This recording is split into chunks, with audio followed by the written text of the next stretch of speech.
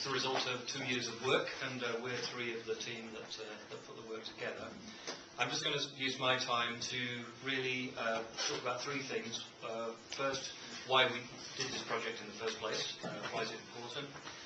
Very briefly what we did, but then spending most of the time on what we actually found and what we concluded at the end. Some of that's very much foregrounded in the press release and the executive summary, but I'll refer to other bits of the report as needed.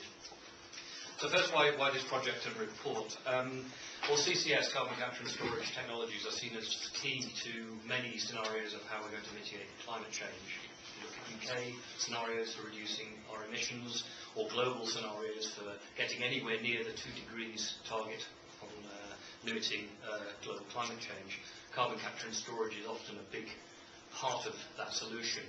Yet, unlike many of the other technologies you'll see in those kind of assessments and the charts that are drawn, these technologies, the CCS ones, don't exist yet at full scale, so they're still in the development process, so they're subject to a lot of uncertainty.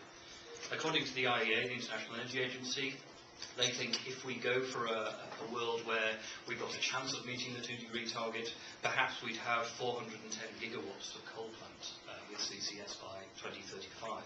Now that's about 6 times the capacity we have in the UK. So in order to, that's just one view of the future, but in order to get to those targets, a lot of CCS is foreseen. They're still in development. The costs and the uncertainty around those costs are relatively high.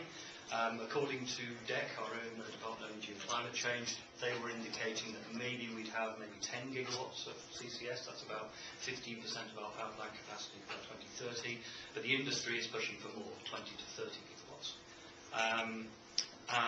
But the other bit of context for our work really is that the history of getting from this stage of development where we've got pilot plants, parts of systems operating to full-scale